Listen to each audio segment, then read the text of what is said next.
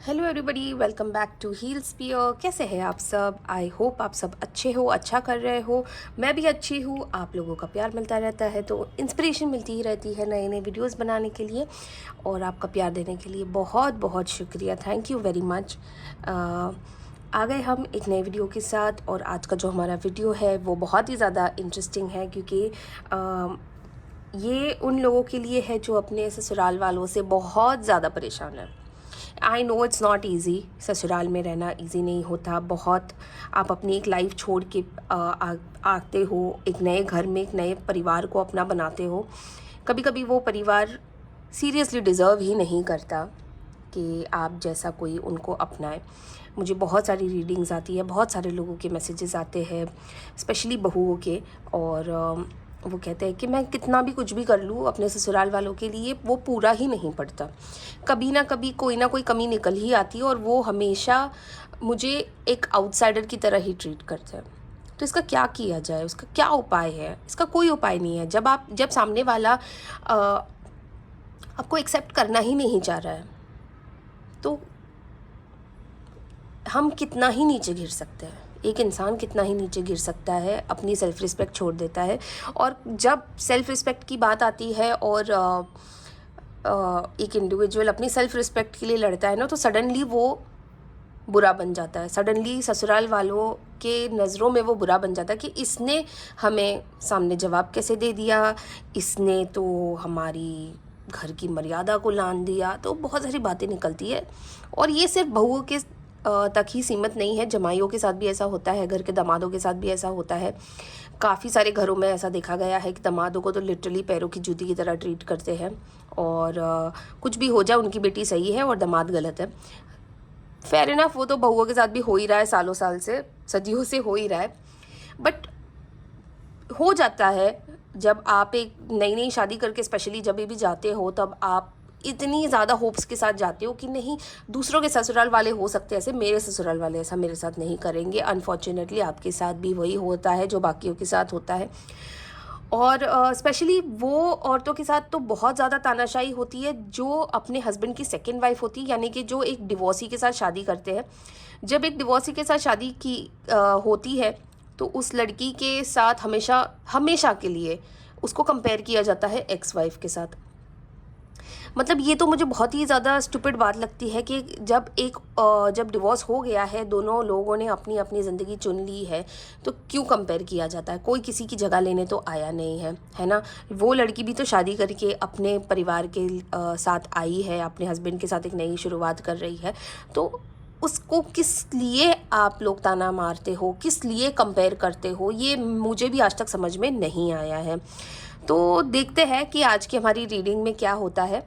और जितने भी लोग ये वीडियो देख रहे हैं, मैं उनसे रिक्वेस्ट करूंगी, जो नए लोग हैं, जो पहली बार हमारे वीडियो पे आए हैं, प्लीज़ लाइक कीजिए, शेयर कीजिए, और प्लीज़ सब्सक्राइब कीजिएगा, ताकि आपको आगे की नई वीडियोस मिलती रहे। और जो लोग हमारे रेगुलर व्यूअर्स हैं, हमारे सब्सक्राइबर्स हैं, उनको thank you very much and welcome back. तो शुरू करते हैं आज का हमारा वीडियो कि ससुराल वाले ऐसे क्यों होते हैं, और ससुराल वाले तानाशाही क्यों होते हैं, और ससुराल वाले हमें इतना परेशान क्यों करते हैं। तो आगे बढ़ते हैं। जब भी मैं शफ़ल करूँगी, मैं हमेशा अपने वीडियो में कहती हूँ, जब मैं कार्ड शफ़ल करूँगी, मैं अपने ईश्वर से प्रे करूँगी, उनसे question पूछूँगी।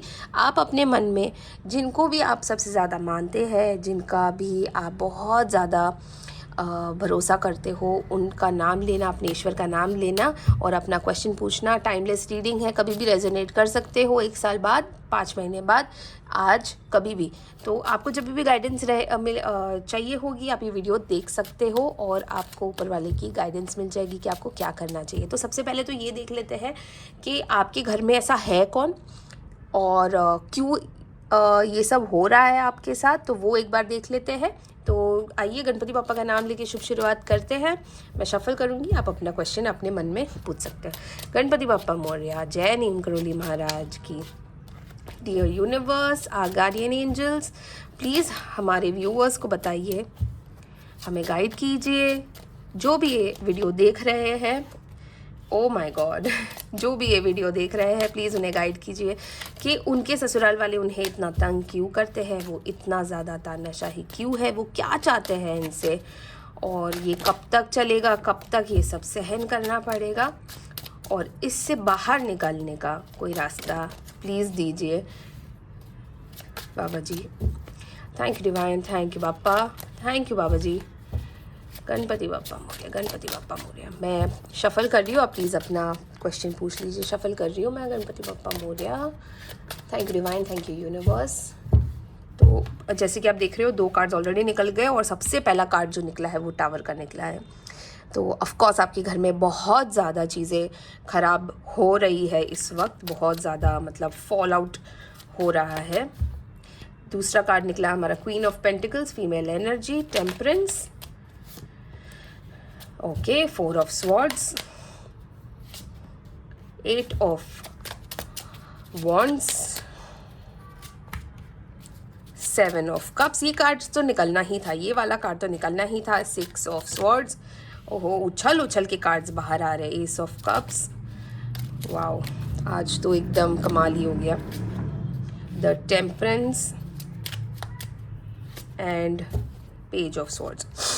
Queen of wands, queen of wands, queen of pentacles का कार्ड निकला है, मतलब definitely mother in law issues है, बहुत ज़्यादा फीमेल एनर्जी आ रही है। क्वीन ऑफ पेंटिकल्स को देख के ये भी लग रहा है कि काफ़ी सारी औरतें जो ये वीडियो देख रही है वो हो सकता है प्रेग्नेंट हो या कंसीव करने वाली हो इस साल। तो बहुत ही एक अच्छी बात निकली है यहाँ से। बाकी जो सबसे पहला कार्ड निकला है टावर का, ये बहुत मतलब कभी कभी ना ये बहुत ही पॉजिटिव भी लगता है ये कार्ड, पर आज मुझे बिल्कुल भी पॉजिटिव नहीं लग रहा है, बहुत ज़्यादा नेगेटिव लग रहा है ये कार्ड। और ये इसी वजह से हुआ है क्योंकि ये कार्ड अपने आप बाहर निकाला है, मैंने नहीं निकाला है। ये कार्ड उछल के अपने ऊपर अपने अपने हिसाब से बाहर आया है और क्वीन ऑफ पेंटिकल्स के साथ आया है। तो देखिए यहाँ पे मुझे ऐसा लग रहा है जैसे आपके जो ससुराल वाले हैं, सबसे पहले तो बहुत ज़्यादा मनी माइंडेड है, बहुत ज़्यादा मटीरियलिस्टिक है। उनकी नज़र, उनकी जो ये होती है ना, कह सकते हैं कि लालची लोग हैं। इनको बस चीज़ें चाहिए, मटीरियलिस्टिक चीज़ें चाहिए, कपड़े, शॉपिंग, घर में नई नई चीज़ें आनी चाहिए, है ना, अच्छा टीवी, अच्छा फ्रिज। तो ये ऐसे वाले लोग हैं। प्लस फादर इन लॉ की भी बहुत ही एक वाइब्रेशन आ रही है मुझे। फादर इन लॉ की वाइब्रेशन इसीलिए आ रही है क्योंकि एम्परर का कार्ड भी निकला है, तो मुझे ऐसा लग रहा है जैसे फादर इन लॉ बहुत ज़्यादा रूल्स रेगुलेशंस वाले हैं और एक रिस्पेक्ट होनी चाहिए। मतलब एक फेक, हो सकता है उन्होंने बहुत अच्छा किया हो अपने लाइफ में, हो सकता है उन्होंने एक अच्छी पोजीशन रखी हो अपनी लाइफ में, एक अच्छा होल्ड है उनका अपने घर पे, अपनी बीवी पे, अपने बच्चों पे, और अब आपके ऊपर भी। तो ये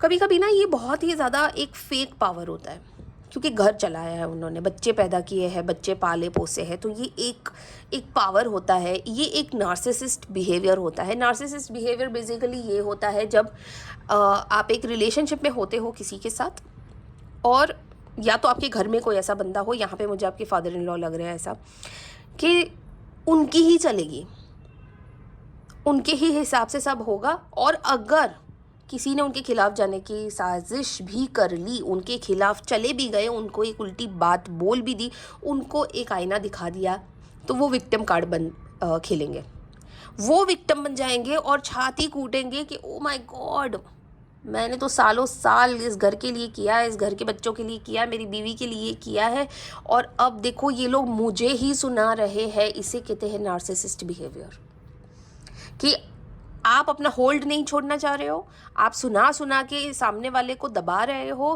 कि मेरी वजह से तुम यहाँ पे हो, मैंने तुम्हें पाला पोसा है, मैंने अपनी लाइफ सैक्रिफाइस की है तुम्हारी अच्छी परवरिश के लिए, तुम्हारी अच्छी लाइफ के लिए, और अब तुम मुझे सुना रहे हो।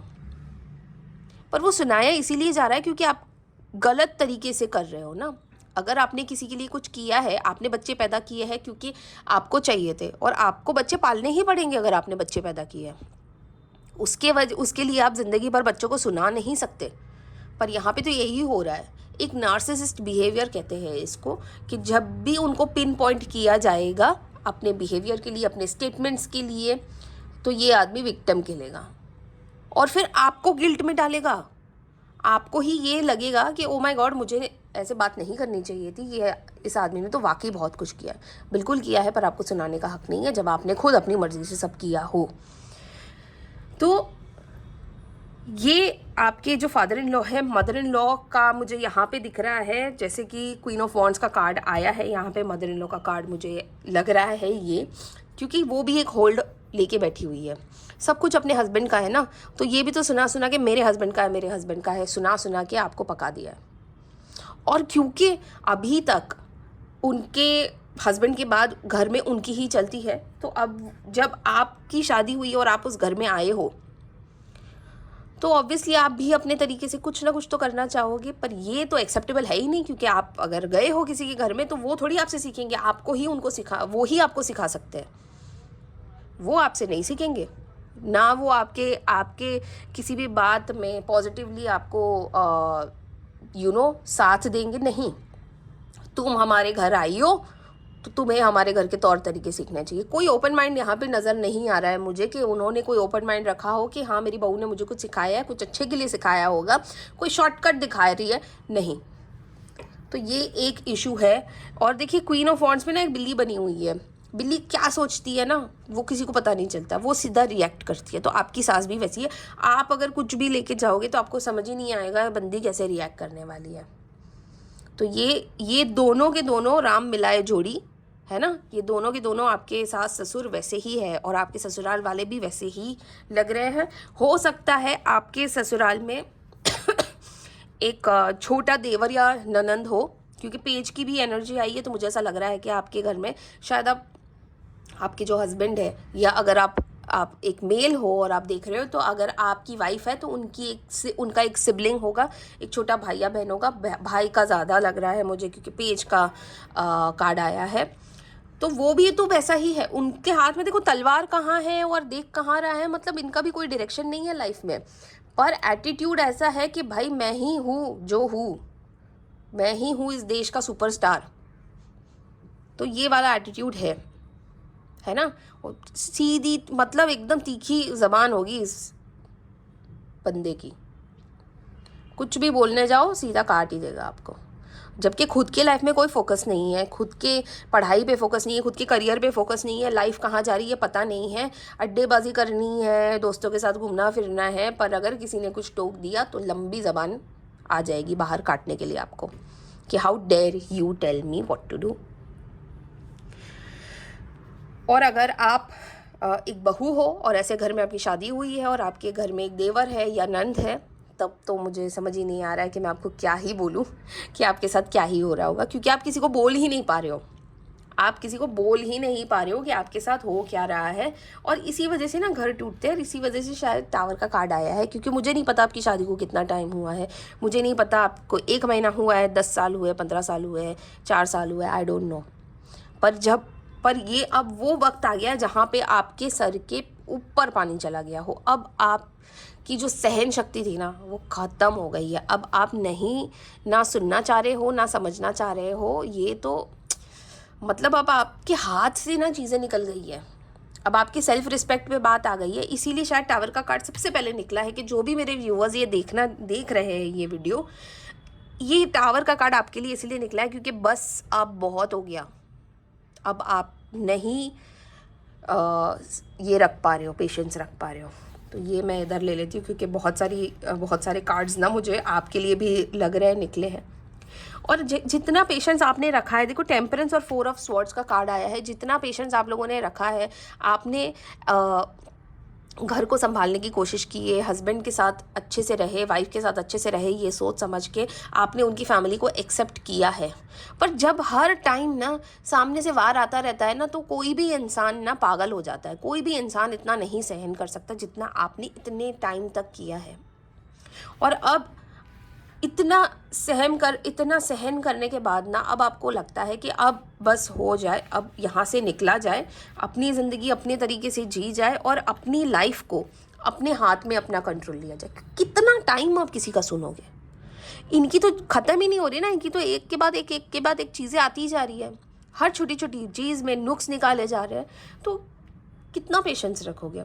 तो मुझे ऐसा लग रहा है जैसे मेंटली ना आपको निकलना है अब यहाँ से, आपको एक नई शुरुआत करनी है। एंड थैंकफुली मुझे ऐसा लग रहा है जैसे आपका जो पार्टनर है ना वो कहीं ना कहीं आपकी बात समझ रहा है।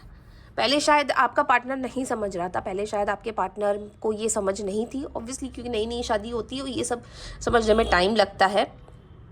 और अब मुझे ऐसा लगता है जैसे आपके पार्टनर भी आपकी बहुत ज़्यादा आपका साथ दे रहे हैं, आपको समझ रहे हैं। हो सकता है आपके बच्चे भी हो गए हो और इसी वजह से ना वो खुद ये टॉक्सिक बिहेवियर, ये टॉक्सिक एनवायरनमेंट से बाहर निकलना चाह रहे हैं।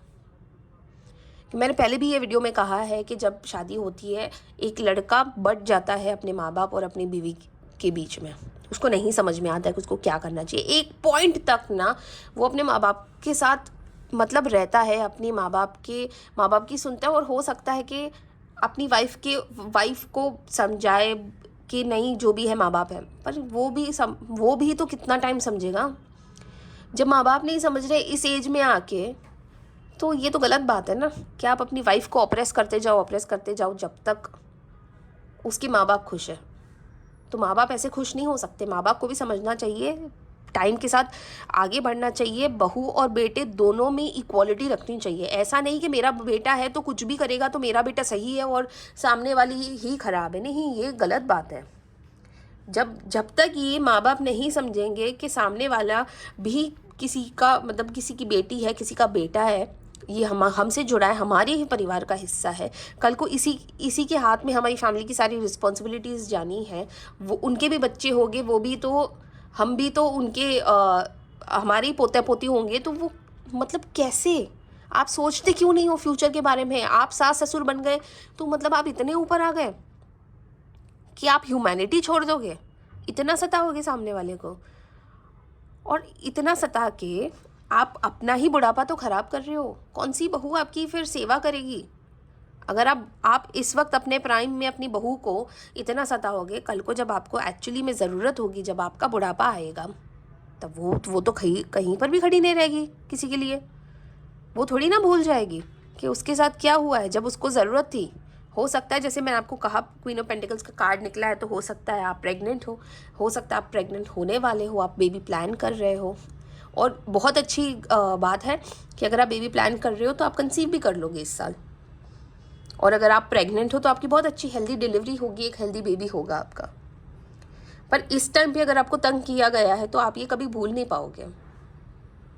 और ये होता है, ये बहुत लेडीज़ के साथ होता है और ये मैंने देखा भी है। और मेरे पास ये बहुत सारी औरतें ये रीडिंग लेके आती भी है कि समझ में नहीं आ रहा है क्या करें, कैसे समझाए। तो आपको इस वक्त मुझे पता है कि आपको ऐसा लग रहा है कि ये सब छोड़ छाड़ के निकल जाए अपने हस्बैंड के साथ, अपनी बीवी के साथ। I understand, I totally understand. और ये मौका बहुत जल्द आपके पास आने वाला है, क्योंकि आपके ऊपर तो डिवाइन की ब्लेसिंग्स आ गई है। आप जो भी सोच रहे हो ना, बहुत जल्द होने वाला है आपके साथ। हो सकता है 6 हफ्तों में हो सकता है 6 महीने में हो, पर आपके साथ ये ज़रूर होगा, क्योंकि टावर का कार्ड आ गया है। अब ख़त्म हो गया है ये टॉपिक। अब या तो वो समझेंगे या तो आप मूव आउट कर जाओगे। बहुत सिंपल है बात। तो आइए देखते हैं कि आगे और क्या होने वाला है। ये कार्ड भी मैं यहाँ रख देती हूँ। गाइडेंस ले लेते हैं। गाइडेंस में पूछ लेते हैं बाबा जी से कि क्या एग्जैक्टली करना चाहिए आपको भी। ये देखिए 9 ऑफ स्वॉर्ड्स। सो ही नहीं पा रहे हो, पूरा टाइम यही सब चल रहा है आपके माइंड में, सोच ही रहे हो, कोई ना खा पा रहे हो, ना जी पा रहे हो, ना सो पा रहे हो। बाबा जी, गणपति बापा प्लीज़ हमें गाइडेंस दीजिए, डिवाइन प्लीज़ हमें गाइडेंस दीजिए कि हमें कैसे इन सब चीज़ों से निपटना चाहिए। King of pentacles, 6 of pentacles. देखिए पेंटिकल्स बहुत ज़्यादा आ रहे हैं, तो कहीं ना कहीं वो पैसों के लालच में भी है। ऑफ कोर्स स्ट्रेंथ का कार्ड आया है, मतलब आप लोगों ने काफ़ी हिम्मत रखी है, काफ़ी ज़्यादा हिम्मत रखी है, और हिम्मत रखते रखते ही आप इस मुकाम तक पहुँचे हो। बट ये भी सच है कि इंसान कितना सहन कर पाएगा। देखिए गाइडेंस में मुझे जो समझ में आ रहा है, जो मैं डिकोड कर पा रही हूँ, मैं आपको बता रही हूँ कि आपको एक तरीके से ना एक बैलेंस रखना पड़ेगा अपने मेंटल हेल्थ को और अपनी फैमिली को रख के। आप अपने इतना मत घुस जाओ, इतना इसको हावी मत होने दो आपके ऊपर कि आप सो ही नहीं पा रहे हो, है ना, आप कुछ नहीं कर पा रहे हो। कॉन्स्टेंटली आपके मन में यही सब चल रहा है, क्योंकि कॉन्स्टेंटली एक्शन भी हो रहा है, मुझे दिख रहा है, पर इतना भी आपको नहीं इसको अपने मन में लेना है, क्योंकि आप बहुत जल्दी इसके बाहर आने वाले हो। तो आई अंडरस्टैंड इमोशनली आप बहुत ज़्यादा वीक हो सकता है आपके सामने बहुत ज़्यादा खुशियाँ हो, पर आप उसको देख ही नहीं पा रहे हो क्योंकि आप इतने ज़्यादा पीड़ित हो गए हो। आप बैठे तो हो थ्रोन पे, बैठे तो हो, पर कोई फ़ायदा नहीं, क्योंकि आप इमोशनली इतना ज़्यादा वीक हो गए हो। तो यही गाइडेंस है, अब आपको मेंटली स्ट्रांग होना है। देखिए स्ट्रेंथ का कार्ड आया है, आपको मेंटली स्ट्रांग होना है। आपके अंदर पोटेंशियल है, आप बहुत संयम रख चुके हो, और थोड़ा सा और रखोगे ना, आप देखो आप कहाँ से कहाँ निकल जाओगे। आप इस सिचुएशन के बाहर निकलने वाले हो। ये सिचुएशन के बाहर निकलने के लिए बस आपको थोड़ा वेट करना है। जैसे कि मैंने आपको कहा 6 वीक्स टू 6 मंथ्स के अंदर आप इस सिचुएशन के बाहर होगे, या तो वो समझ जाएंगे या आप निकल जाओगे। तो यही गाइडेंस है आपके लिए भी कि आपको हाथी निकल गया है, पूछ निकलने का वेट करना है, अपने टाइम का वेट करना है। आपका टाइम ज़रूर आएगा। बहुत क्लियर कट डिवाइन ने हमें ये बात बताई है। तो प्लीज़ आप इतना दुखी मत होइए कि आप बेसिक चीज़ें नहीं कर पा रहे हो। बेसिक चीज़ें कम से कम कीजिए। आपको आपका फ्यूचर सेल्फ जो है वो थैंक यू बोलेगा। आप जब इस सिचुएशन से बाहर निकलोगे, कुछ साल के बाद आप बहुत ज़्यादा एज अ स्ट्रॉन्ग पर्सनैलिटी बाहर निकलोगे। और I know it is very difficult to say, I know it is very easy to say, but very difficult to go through this time. आपको लग रहा होगा कि मैं क्या बोल रही हूँ, बट ऑनेस्टली आप इस एक्सपीरियंस को झेल के जब बाहर निकलोगे, जब आप अपने फ्यूचर में जाओगे और आप इतने स्ट्रांग हो जाओगे ना, आप खुद यू विल बी थैंकफुल कि मेरे साथ जो हुआ ठीक हुआ, क्योंकि वरना मैं कभी बोल ही नहीं पाती, मैं अपने लिए स्टैंड ही नहीं ले पाती। तो एज अ बहू अब मैं आपको बोल रही हूँ, आप टेंशन मत लो, आप बहुत स्ट्रांग बनने वाले। और मुझे इतना भी पता है, जब आप सास बन जाओगे, आप अपनी बहू के साथ ये कोई रिपीट नहीं करोगे चीज़ें, क्योंकि ये पैटर्न आप खुद तोड़ने वाले हो। ये जो जनरेशनल ट्रॉमा है, जो पोटला आपके सर के ऊपर रखा गया है ना, आप अपनी बहू के साथ नहीं करोगे। ये बात आप बहुत अच्छे से समझ गए हो, क्योंकि आपको भी पता है कि जब आप बहू बन के किसी के घर में गए हो, आपके घर में जब बहू बन के कोई आएगा, आप उसे भी अपनी बेटी की तरह रखोगे। और पता है तब क्या होगा, तब आपका बुढ़ापा भी सुधर जाएगा। तो आइए देखते हैं हम पहले एंजल कार्ड्स ले लेते हैं, क्योंकि एंजल्स की भी ब्लेसिंग्स हमें लेनी चाहिए। एंजल से भी हमें पूछना चाहिए परफेक्ट्स देयर समथिंग बेटर। और क्या निकला, एक और कार्ड निकला शायद, जब मैंने टेक एक्शन। तो देखा आपने, मैंने एंजल्स को पूछा भी नहीं, पर एंजल्स ने अपनी प्रेजेंस इस वीडियो में दिखा दी है। पर फिर भी हम एंजल से प्रे कर लेते हैं। डियर एंजल्स, हमारे व्यूअर्स को प्लीज़ गाइड कीजिए, आपकी ब्लेसिंग्स दीजिए। 2 कार्ड्स ऑलरेडी निकल चुके हैं, प्लीज़ एक कार्ड और निकालिए। Ask your angels. Thank you angels, thank you divine. Let go. Thank you angels, thank you so much. तो देखिए हमारी एंजल्स भी हमें कह रही है लेट गो। पहले तो सबसे पहले आस्क योर एंजल्स रखते हैं, let go, take action and there is something better. इसका ये मतलब है कि आप छोड़ दीजिए, टेंशन लेना छोड़ दीजिए, सब कुछ ऊपर वाले के हाथ में छोड़ दीजिए, क्योंकि आप एक बुरे इंसान नहीं हो। आप एक सिचुएशन में फंसे हो, सिचुएशन ख़राब है, सिचुएशन जिसने क्रिएट की है वो लोगों की इंटेंशंस ख़राब है, आपकी इंटेंशंस ख़राब नहीं है। आप अपना एक्शन लीजिए, जैसे कि मैंने आपको कहा 6 हफ्ते से 6 महीने के अंदर आप एक्शन ले लोगे, बहुत अच्छी लाइफ आप गुजारोगे, बहुत अच्छी लाइफ आपकी निकलेगी। There is something better, angels कह रही है देयर इज़ समथिंग बेटर। तो बहुत अच्छी लाइफ आप गुजारने वाले हो। फटाफट से हम मूनलॉजी कार्ड से भी पूछ लेते हैं, यूनिवर्स गाइडेंस भी ले लेते हैं। डियर यूनिवर्स, प्लीज़ हमारे व्यूवर्स को गाइड कीजिए।